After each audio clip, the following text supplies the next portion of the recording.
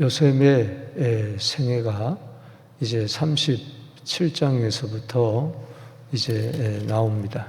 이제 37장에 야곱이 가나안 땅 그의 아버지가 거려온 땅에 거주하였으니 야곱의 족보는 이러하니라. 요셉이 17세의 소년으로 이제 야곱이 사랑하는 아들 요셉, 사랑하는 아내 라헬을 통해서 낳은 요셉이 어느덧 17세 소년이 되었습니다. 그가 꿈 때문에 그 형들에게 붙잡혀서 형의 안부를 물으러 갔다가 그 헤브론에서 그 부엘 세겜 땅까지 약 한 90km 되는 곳까지 형의 안부 소식을 물으려고 아버지의 명을 따라 갔던 그 세겜에 갔지만은 형들이 없어요. 물어보니 길에서 방황하다가 사람을 만났는데 그 사람들 그 형들이 도단 땅에 갔습니다. 더 북쪽으로 또 20km. 그래서 그가 살던 헤브론에서 그 도단까지 90km까지 갔는데 꿈꾸는 자가 없는도다. 그 형들이 그를 잡아서 옥에 가두었는데 구덩이에 던졌는데 그게 물이 없었어. 이게 하나님의 참 비상한 섭리와 보호였죠. 유다가 르우벤이 죽이지 말자. 그를 팔자. 그래서 상인들에게 팔아버렸어요. 은 20냥에. 그래서 요셉은 애굽으로 이제 팔려갑니다. 참 기가 막힌 거죠. 채색옷, 부모에게 사랑받던 그 채색옷은 찢겨져 버리고 그는 노예의 옷을 입고 이제 애굽의 친위대장 보디발의 집에서 일을 하게 됩니다. 그런데 창세기 39장에 보면은 이 형통했다. 그 종살이 하는데 형통했다 그랬어요. 여러분 이해가 되십니까? 우리 형통이라 그러면은 잘 먹고 잘 살고 편안하고 모든 것이 내 뜻대로 척척척척 되는 거고 아무 일도 없는 거 무탈한 것인데 아니에요. 형통을 제정해야 됩니다. 따라합시다. 하나님이 함께 하심으로. 그래서 어제 말씀드렸듯이 임마누엘 형통이에요. 여러분들이 무슨 일을 만나든지 만사 형통하리라. 믿습니까? 왜? 무슨 일 가운데서도 어떤 일 가운데서도 하나님이 함께하기 때문에 그 자체가 형통해요. 아무리 성공했다 할지라도 하나님이 함께하지 않는다면 그건 불통이야. 그러나 아무리 힘들어도 내가 하나님과 함께하고 있다면 그 자체가 형통인 줄로 믿습니다. 형통한 자가 되어 오히려 보디발의 집에 축복의 통로가 되잖아요. 보디발도 보잖아요. 야, 네가 하나님과 함께하는구나. 그래서 네가 형통하구나. 너 때문에 내가 복을 받는구나. 번성하는구나. 부자가 되는구나. 축복의 통로가 되는 걸 보고 모든 제반 업무를 그에게 다 맡겨버렸어요. 그래서 소위 말해서 가정 총무가 되어버리고 말았어요. 언니 심장에 팔려온 그 17세 소년이 열심히 거기서 섬겼다. 성실하게. 여러분, 하나님이 함께 하실 때에 우리는 주어진 환경에서도 최선을 다합니다. 따라합시다. 섬김이 형통입니다. 섬김 받는 게 형통이 아니고 섬기는 것이 형통. 그래서 예수님은 섬기는 자로서 십자가에 죽기까지 복종하셨으니 예수님이야말로 임마누엘이요 형통인 줄로 믿습니다. 그런데 이제 그가 17세 소년이 1년, 2년, 3년 지나면서 어느덧 한 27세 정도의 참 멋진 청년이 됐어요. 굉장히 아름답고 용모가 빼어났다 그랬어요. 근데 보디발의 아내가 날마다 유혹을 하는 거예요. 동침하자고. 그러나 요셉은 39장 9절에 내가 어찌 하나님께 죄를 범하리요. 그 자리를 피합니다. 여러분, 날마다 유혹을 했는데 어떻게 그가 거룩할 수가 있었느냐? 죄의 유혹에 넘어가지 않을 수 있었느냐? 날마다 죄의 유혹 가운데 살았지만은 날마다 하나님이 함께 했기 때문에 그렇습니다. 할렐루야. 우리는 그래요. 날마다 죄의 유혹이 있고, 날마다 세상이 악하고, 날마다 힘들고, 날마다 어렵다, 문제가 있다. 왜 그것만 생각합니까? 날마다 나와 함께 하시는 하나님을 기억하게 되기를 바랍니다. 여러분, 뭐가 형통이에요? 하나님의 함께 하심으로 성실하게 사는 거, 하나님이 함께 하심으로 거룩하게 사는 거, 그게 형통이에요. 여러분, 성공보다도 거룩을 먼저 생각해야 돼요. 거룩이 없는 성공은 마지막에 무너지고 마는 거예요. 대통령도 마찬가지고, 장관도 마찬가지고, CEO도 마찬가지고, 목사도 마찬가지고. 뭐가 형통입니까? 하나님 앞에서 거룩을 유지하는 것, 그것이 형통인 줄로 믿습니다. 여러분, 결국은 성추행범으로 몰려가지고 이 보디발의 아내가 요셉이 도망가면서 두고 간 그 옷을 가지고, 보세요, 나를 성추행하려고 하다가 이 옷 버리고 도망갔습니다. 거기 보면 39장에 도망이 나와요. 그가 도망자입니까? 그래서 성추행범으로 몰려서 그 보디발이 애국왕 바로의 친위 대장이었는데, 거기에는 그 경비대장 속에는, 집 안에는 뭐가 있었는가 하니 감옥이 있었어요. 국사범, 정치범, 이런 자들만 들어가는, 죄수들을 묻는 특별한 감옥이 있어요. 그 속에 그는 갇히고 맙니다. 이게 웬일입니까? 그런데 놀라운 것은 그 감옥 가운데서도 하나님이 함께 하심으로 그는 형통한 자가 되었더라. 아멘. 턱 들어갔더니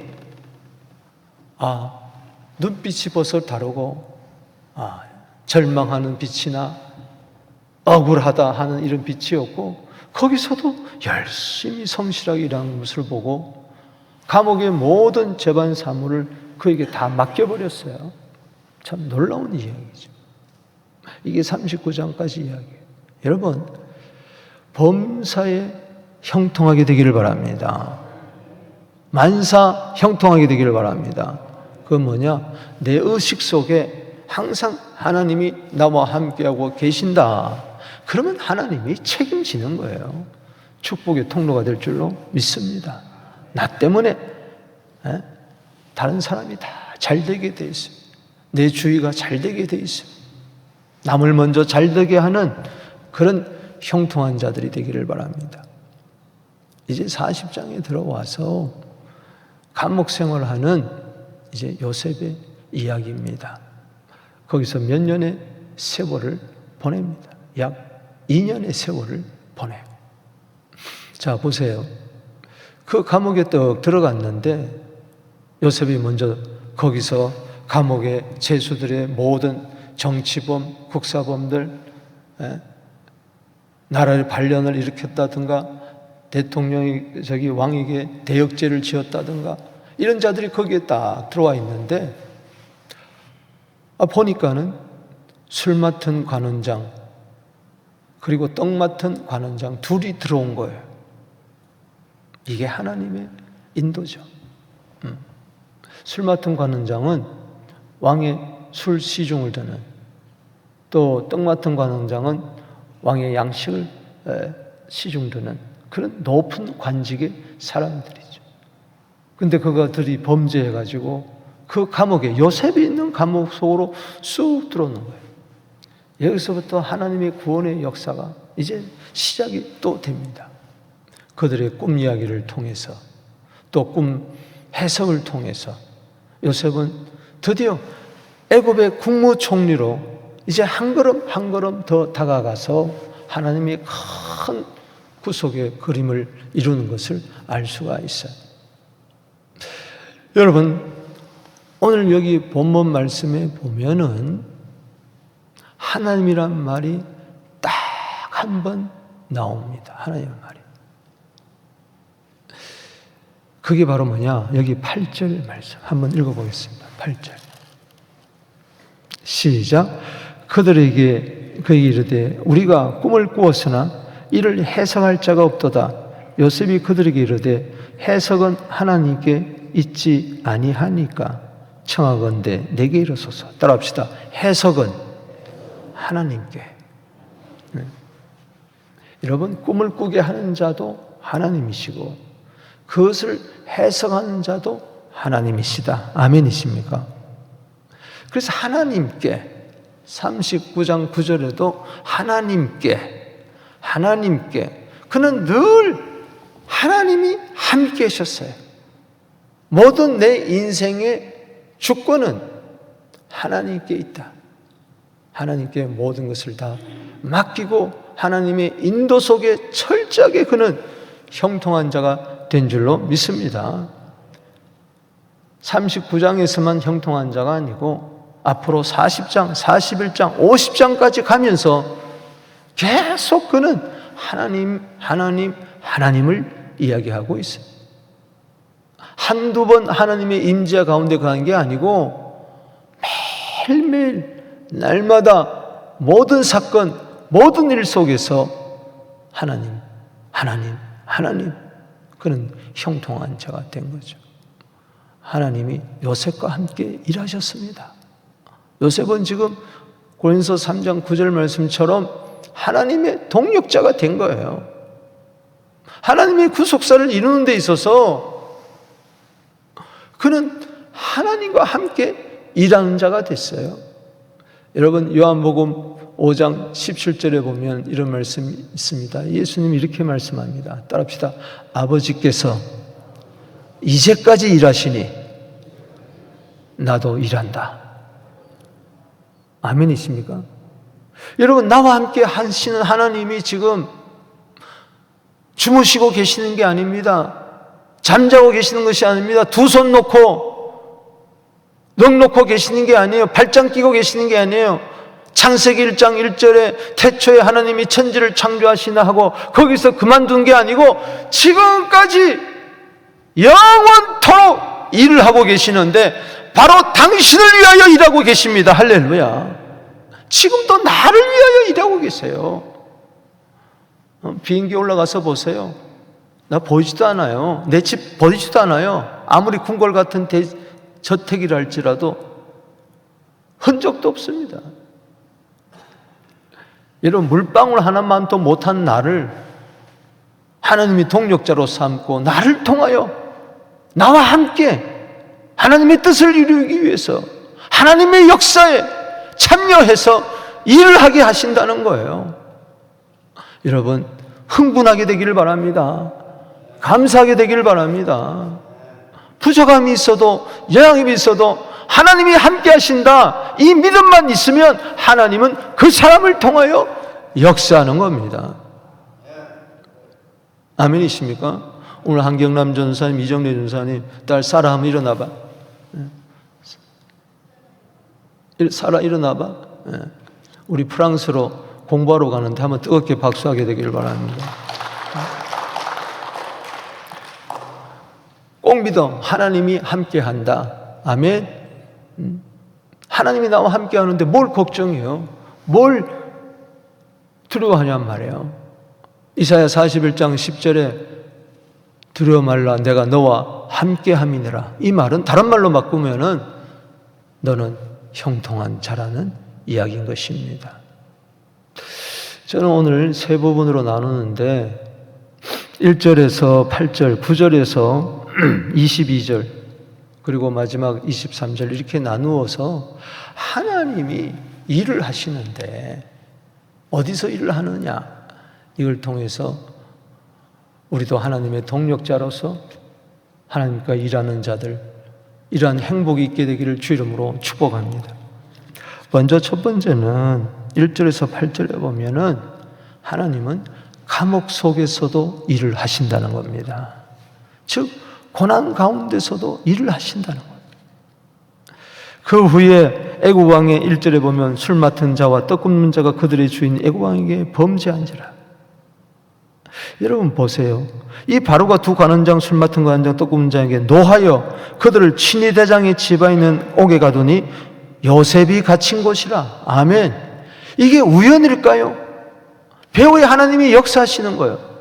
이 두 장관이 범죄한 것도 어떤 범죄인지는 모르지만은 국사부모로 그 안에 들어오고 요셉이 있는 곳에 들어온 것도 이게 하나님의 철저한 일하심 속에 있었어요.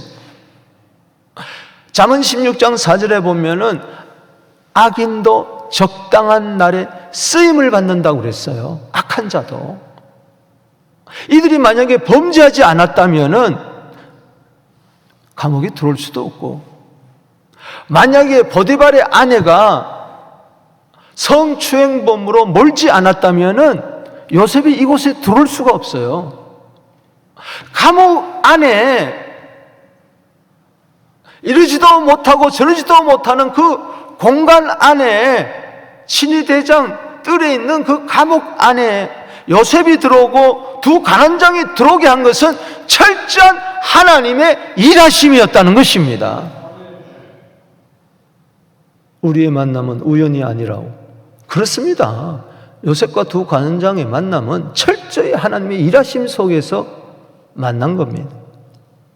여러분 4절에 친위대장이 요셉에게 그들을 수종들게 하며, 이것도 놀랍습니다. 이 친위대장이 누굽니까? 보디발이 아닙니까?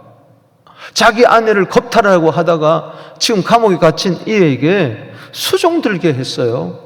이것도 참 놀라운 하나님의 일하심이죠. 요셉이 그들을 섬겼더라. 따라합시다. 섬겼더라. 여러분 창세기 39장에 4절에 보면은 요셉이 그 주인에게 은혜를 입어 섬김에 가정총무가 되었다. 그래요. 그는 종살이 하면서도 옥살이 하면서도 있는 처지에서 낭망하지 않고 절망하지 않고 신세를 한탄하지 않고 내일을 걱정하지 아니하고 있는 자리에서 섬겼어요. 성실했어요. 이게 형통인 것입니다. 할렐루야. 이게 하나님이 함께 있기 때문에 그런 거죠. 여러 날이라, 갇힌 지 여러 날이라. 이건 정확한 때를 이야기합니다. 이제 왕이 3일 후면은 큰 생일 잔치예요. 20절에 제3일은 바로의 생일이라. 요 3일을 앞두고 바로 술 맡은 간원장과 떡 맡은 간원장이 꿈을 꾸게 된 겁니다. 여러분 이게 우연입니까? 아니라는 거죠. 이 꿈을 감옥에서 꿈을 꾸게 한 것도 하나님의 일하심입니다. 보세요. 동시에 꿈을 꿨어요. 같은 날에 3일 전에 옥에 갇힌 애굽의 왕 술 맡은 자와 떡금 두 사람이 하룻밤에 꿈을 꾸니 각기 내용이 다르더라. 6절에 요셉이 들어가 보니 근심의 빛이 있는지라. 야, 보세요. 얼마나 세밀하게 그 두 간원장에 대해서 관심이 있어요. 여러분 관심을 가지게 되기를 바랍니다. 그 사람의 얼굴 색깔까지 보잖아요. 아, 이분이 왜 이렇게 근심하지? 그래서 요셉이 그냥 지나치지 않고 묻습니다. 어째요 오늘 당신의 얼굴에 근심이 빛이 있습니까? 자, 옆에 있는 사람 한번 인사하세요. 어째요 오늘 당신의 얼굴에 근심의 빛이 있습니까? 만약에 그냥 지나쳐 버렸다면은 이 근심의 빛을 띠게 한 것도 하나님이시고 또 근심의 빛을 그냥 보고 지나치지 않게 하는 것도 하나님이시고, 그것을 또 물어보게 하는 것도 이게 하나님의 일하심이었습니다. 우연이 아니에요. 8절에 그래서 이 말이 나오는 겁니다. 시작. 그들이 그들에게 이르되 우리가 꿈을 꾸었으나 이렇게 해석할 자가 없도다. 요셉이 그들에게 이르되 해석은 하나님께 있지 아니하나이까 청하건대 내게 이르소서. 해석은 하나님께 있습니다. 그는 지금 하나님과 함께 하니까 꿈을 꾸게 하는 것도 하나님이고 해석하는 것도 하나님 손에 있다. 막 담대한 믿음이 생기는 거예요. 아니, 해석을 잘 못하면 어떡할 뻔해서. 사랑하는 성도 여러분, 이게 감옥의 속에서 지금 일어나고 있어요. 성추행부로 몰려가지고 억울한 옥살이를 하면서 요셉이 술 맡은 관원장에게 이렇게 이야기하잖아요. 15절에 나는 히브리 땅에서 끌려온 자요. 끌려온 것도 하나님의 일하심 속에서 이루어진 줄로 믿습니다. 형들이 그들을 은둔 심령에 팔아버린 게 아니고 하나님이 이끌려올 수 있도록, 애굽 땅에 구원의 역사가 일어날 수 있도록 요셉의 환난을 통해서 일을 하시는 겁니다. 여기서도 옥에 갇힐 일을 행하지 아니하였습니다. 애굽 땅에 와서도 난 잘못한 게 아무것도 없습니다. 그런데도 감옥살이를 하는 거예요. 이게 하나님의 일하심입니다. 난 아무 잘못이 없어. 내가 뭐 잘못한 게 있나? 그런데 왜 내가 이런 어려움을 당해? 11조도 하고 기도도 하고 충성도 하고 다 했는데 왜 내게 이거 어려운 일이 생겨? 그러지 마십시오. 배후에 하나님이 일하고 계시는 것입니다. 다니엘이 사자굴에 들어갔어요. 하나님의 일하심이었습니다. 사드락 메삭 아벳느고가 풀무불에 들어갔어요. 용왕로불에 들어갔어요. 하나님의 일하심이었습니다. 바울이 사도행전 16장 25절에 귀신 쫓아냈다가 마게도냐 환상을 보고 빌립보에 와서 귀신 쫓아냈다가 감옥 생활을 했어요. 아니, 내가 주의를 했는데 왜 감옥에 들어왔습니까? 하나님의 일하심을 믿고 여기에도 뜻이 있음을 믿고 기도하고 찬송할 때 지진이 일어나고 옥문이 열리고 간수장을 구원하는 역사가 있는 줄로 믿습니다. 어찌할꼬 주 예수를 믿으라. 그리하면 너와 내 집이 구원을 얻으리라. 감옥 속에서도 기도하고 찬송했더니 하나님이 일을 하셨다는 것입니다. 여러분, 고난은 속에 감춰진 비밀이 있습니다. 하나님이 숨어서 일을 하고 계시는 겁니다. 보이지 않는 가운데서도 일을 하고 계세요. 이사야 45장 15절에 구원자 이스라엘의 하나님이여 진실로 주는 스스로 숨어 계시는 하나님이십니다. 숨으니까 안 보인다는 거예요. 안 보이는 가운데서도 일거수일투족 하나하나 지금 한 구절 한 구절 뜯어보세요. 깊이 들어가 보세요. 그 고난 속에 요셉도 두 간원장도 모이게 해가지고 그 만남 속에서 해석은 하나님께 있습니다. 하나님의 일하심이 선포되잖아요. 교회가 어려울 수 있어요. 가정이 어려울 수 있어요.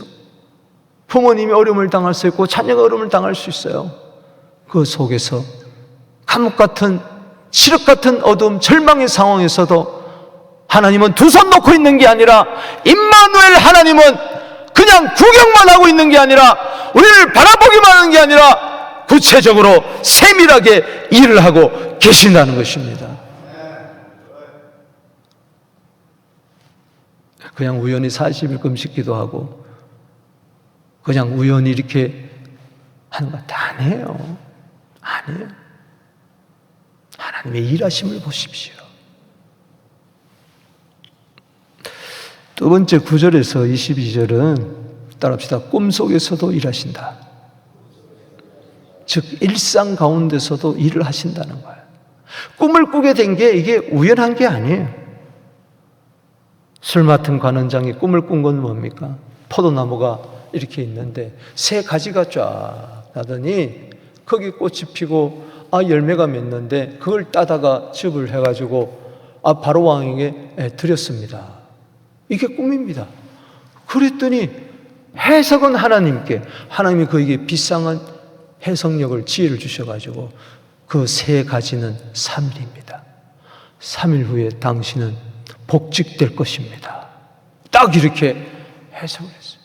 이 꿈을 꾸게 하고 해석하게 한 것도 그냥 자다가 꿈을 꾼 게 아닙니다. 그 꿈도 우연히 한 게 아니에요. 물론 개꿈도 있겠지만 꿈 속에서도 하나님은 일을 하신다. 그래서 14절에 당신이 잘 되시거든 나를 생각하시고 내게 은혜를 베풀어 내 사정을 바로에게 하려 이 집에서 나를 건져 주시옵소서 부탁을 합니다.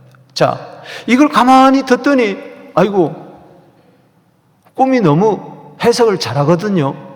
떡 맡은 관원장이 나도 이런 꿈을 꿨는데 좀 해석을 좀 해주십시오. 무슨 꿈을 꿨습니까? 나는 떡 맡은 관원장으로서 꿈을 꾸는데 광주리 3개가, 떡이 담긴 광주리 3개가 하나 둘 셋 위에 있는데 맨 위에 여러 가지 음식이 있는데 담겨 있는데 새가 날라와 가지고 다 쪼아먹어 버렸습니다. 새 광주리는 3일을 말합니다. 당신은 3일 후에 당신은 처형을 당할 것입니다. 이렇게 딱 해석을 하는 거예요. 여기 19절에 사흘 안에 방으로가 당신에게 머리를 들고 당신의 나무에 달리리니 새들이 당신의 고기를 뜯어먹으리라. 당신은 목매에 달려 처형당한다는 것이죠. 그러면서 새들이 와서 당신의 살을 뜯어먹어버립니다. 보세요. 하나님 앞에서는요, 확실하게 하는 거예요. 감추지 않는 거예요. 그 사람의 마음에 맞게 할 말, 안 할 말 살살 고려가지고 기분 나쁜 말은 안 하고 기분 좋은 말만 하는 그런 게 아니에요. 해석은 하나님께 있으니까는 그게 좋든 나쁘든 그대로 이야기해버렸어요. 여러분, 여기 한번 보세요. 20절에 시작. 제3일은 바로의 생일이라. 그러니까는 이 사흘, 새 가지, 새 광주리, 제3일, 바로의 생일, 이 날에 정확하게 맞추어 가지고 꿈을 꾸게 하시고 해석을 미리 하게 하십니다. 자, 20절 봅니다. 시작. 제3일 바로의 생일이라. 바로가 그의 모든 신하를 위하여 잔치를 베풀 때 술 맡은 관원장과 떡 굽는 관원장이 그의 신하들 중에 머리를 들게 하더라. 왕 앞에 나오게 한 거죠. 21절에 시작. 바로의 술 맡은 관원장은 전직을 회복하며 그가 잔을 바로의 손에서 받들어 드렸고 떡 굽는 관원장은 매달리니 요셉이 그들에게 해석함과 같이 되었어요. 전율을 느끼는 겁니다.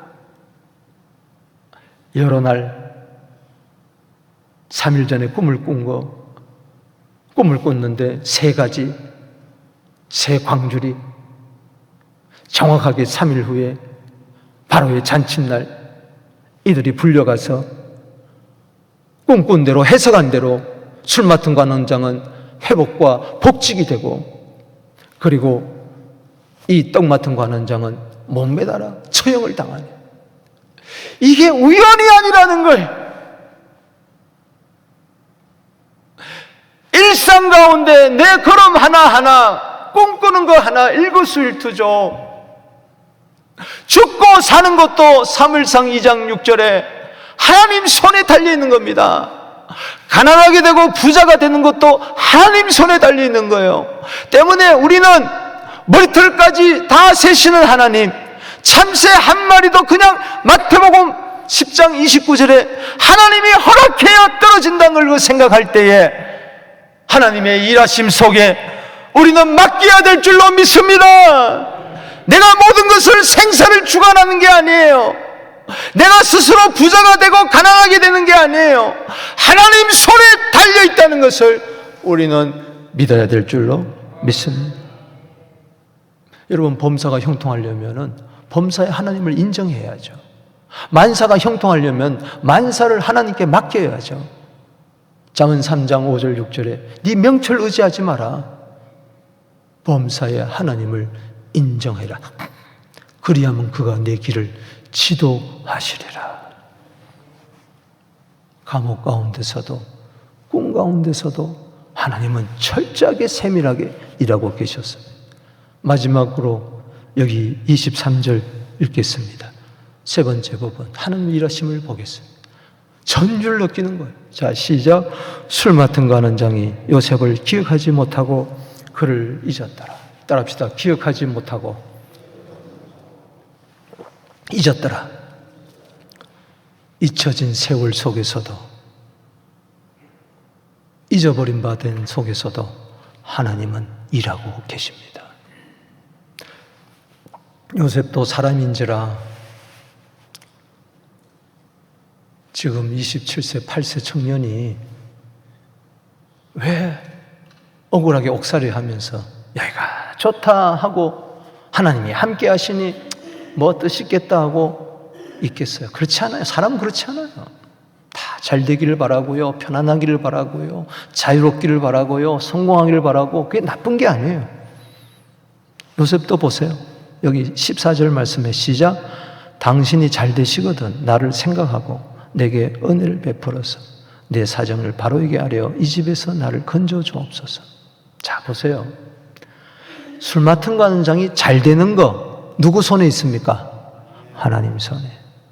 나를 생각하고 요셉을 생각할 사람은 술 맡은 관원장이 아니고 누굽니까? 하나님이십니다. 내게 은혜를 베풀어소서. 은혜를 베푸는 건 사람이 아니에요. 하나님이 베풀어 주는 겁니다. 사람을 통해서 역사하는 거죠. 내 사정을 바로에게 아뢰어 주셔 이 집에서 나를 건져 주옵소서. 요셉의 사정을 알아줄 사람은 술 맡은 관원장도 아니고 바로왕도 아니고 내 사정을 알아줄 사람은 하나님밖에 없습니다. 이걸 보여주는 거예요. 알으라는 거예요. 우리로 잊혀진 세월 가운데서 곱씹어 보면서 2년 동안 철저하게 모든 것은 하나님이 일하심 속에 있구나. 나를 건져 주시옵소서. 술 맡은 관원장이 건져주는 것도 아니고 백을 써서 이루어지는 것도 아니고 뇌물 줘서 이루어지는 것도 아니고 바로가 건지는 것도 아니라는 거예요. 하나님이 건져 주셔야 되는 거예요. 그런데 이걸 깨닫게 하려고 만약에 이 술 맡은 관원장이 와 신기하네, 내가 2년 만에 복직이 이 꿈꿈 때문에 내가 복직이 됐네, 그래가지고 얼른 왕 앞에 가가지고 제가 실은 이런 꿈을 꾸었는데 요셉이라는 청년을 감옥에서 만났는데 희한합디다. 그러면서 이 사람은 아무 잘못이 없어요. 제가 왕에게 간청합니다. 이 사람을 좀 풀어주십시오. 8.15 광복을 맞이해가지고 특사가 있었듯이 좀 풀어주십시오 해가지고 왕이 알았노라 하고 그랬다면요, 요셉은요 즉시 거기서 나왔다면 감옥에서는 나올 수 있었지만은 그는 여전히 전과자입니다. 성추행범이에요. 어디로 갈 거예요? 그냥 열심히 일해서 그저 열심히 먹고 살 수 있었어도 애굽의 국무총리는 될 수가 없었습니다. 전과자로 전락할 수밖에 없었어요. 여러분 조급하지 마십시오. 당장 하나님의 뜻이 이루어지지 않는다고 낙담하지 마십시오. 잊혀진 세월 속에 하나님은 일하고 계셨어요.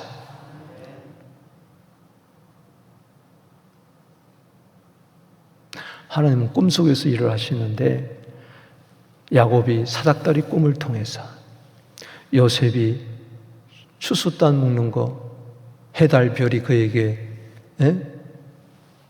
인사하는 거, 절하는 거, 그 꿈, 지금 또 두 관원장의 꿈, 또 41장에 가보면은 바로의 꿈, 7년 흉년 꿈, 이 꿈 속에서 일하시는데 하나님은 철저하게 기다렸어요.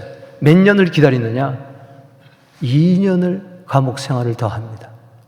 자, 보세요. 여기 41장 1절에 따라합시다. 만 2년 후에 바로가 꿈을 꾼저 2년을 기다리게 한 이유가 있어요. 그리고 이 2년 만에 바로의 꿈을 해석을 하는데 술 맡은 관원장이 그때 기억이 나게 한 거예요. 잊어버리게 하는 것도 하나님 일하시는 거고 기억나게 하는 것도 하나님 일하시고 요셉을 속이 해서 요셉이 드디어 국무총리가 되는 것도 하나님의 일하심이었습니다. 2년 동안 그는 국사범을 관리하면서 더 준비했어요. 잊혀진 세월이 아니라 하나님이 그를 준비하는 시간이었는 줄로 믿습니다. 당장 내 뜻대로 내 시간대로 내 시간표에 맞추려고 그러지 말고 하나님의 시간표에 맞추게 되기를 주의 이름으로 축복하는 것입니다. 왜 인내하지 못해요? 왜 조급해요? 왜 뒤를 돌아봐요? 왜 낙심하십니까? 왜 절망하십니까? 왜 꼭 내 때에 하나님의 뜻을 맞추려고 합니까? 하나님의 때에 하나님의 뜻이 이루어지는 것을 왜 모르십니까? 인내하십시다. 나와 함께 하신다면 인내하시는 거예요. 정확한 하나님의 뜻. 보세요. 3일, 3가지, 3광주리, 3일, 2년 다 달라요. 그때마다 달라요. 요셉이 17세의 소년 때 그는 고난이 시작됐어요. 그런데 몇 세 왕이 국무총리가 됩니까? 30세. 13년 동안 그 고난의 세월이 결코 헛된 게 아니고 앞으로 국무총리로서 모든 최고의 강국 애국의 그 모든 통치를 할 수 있는 그러한 식견을 갖추고 행정 능력을 갖추게 했다는 것입니다. 믿습니까? 그래서 가정총무가로서도 열심히 일하니까는 국무총리가 되잖아요. 처음부터 국무총리가 됐나요? 아니잖아요. 30세 때까지 13년 동안 기나긴 어둠의 터널을 지나면서 그러나 그 속에서도 하나님이 함께 하신 줄로 믿습니다. 따라합시다. 사람은 잊어도 하나님은 잊지 아니하신다. 아멘이십니까? 오늘 모든 사람이 나를 다 버린 것 같습니까? 잊어버린 바 된 깨진 그릇 같습니까? 그러나 하나님은 잊지 않으신다. 이스라엘 백성들이 너무 힘들 때 이런 푸념을 합니다. 이사야 49장 14절, 15절, 16절에 보면 하나님이 날 잊었나 봐. 하나님이 날 잊은 것 같아. 그렇게 기도해도 응답하지 아니하고. 그때 이런 말씀을 합니다. 여인이 어찌 그 젖먹는 자식을 잊겠느냐. 자기 태에서 난 아들을 어찌 잊겠느냐. 버리겠느냐. 그들은 잊을지라도 나는 너를 버리지 아니하리라. 여러분 오늘 내 자식을 생각해요. 자, 눈을 뜨시고 하나님이 나를 잊어버린 것 같아요. 여러분 자식이 있겠어요? 내 태에서 난 아들을 잊겠냐고요? 그러나 그들은 혹 잊을지라도 잊지 말아야 할 사람이 잊어요. 부모가 자식 잊으면 되겠어요? 버리면 되겠어요? 그런데 잊고 버려요. 그럴지라도 그런 일이 일어난다 할지라도 도저히 일어나지 않는 일이 일어난다 할지라도 나는 너를 잊지 아니한다. 내 손바닥에 새겼다. 잊혀진 세월 속에서도 하나님은 일하고 계셨어요.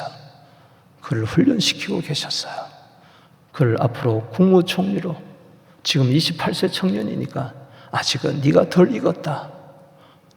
포도주도 숙성한 기간이 있어야 돼요. 나무도요 자라는 기간이 있어요. 농 익을 기간이 있어요. 그 기간입니다. 아직까지 준비가 덜 된 거예요. 요셉이 더 준비시키기 위해서 하나님은 왜 안타깝게 그를 감옥에 두겠습니까? 왜 그를 감옥에 두겠습니까? 채색 옷을 벗기고 종의 옷을 입고 죄수의 옷을 입고 이제는 그 모든 옷을 벗기시고 국무총리의 옷을 입히려고 버금 수레에 제2인자의 수레에 그를 실으려고 그래서 온 가족을 살리려고 하나님께서 또 2년의 세월을 또 기다리게 하는 것입니다. 여러분, 우리 서부장로교회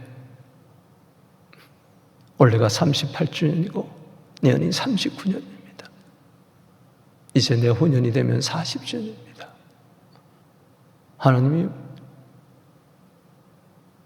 전 일하심이 있음을 믿습니다. 때를 따라 돕는 은혜가 있는 줄로 믿습니다. 참고 기다리십시다. 3천의 제자가, 다민족의 제자가 모여 함께 예배드리는 그날이 반드시 올 줄로 믿습니다. 성전 짓자마자 그렇게 되는 게 아니에요. 조급함을 버리십시다. 데살로니가서 3장 5절 말씀에 뭐라 그랬습니까?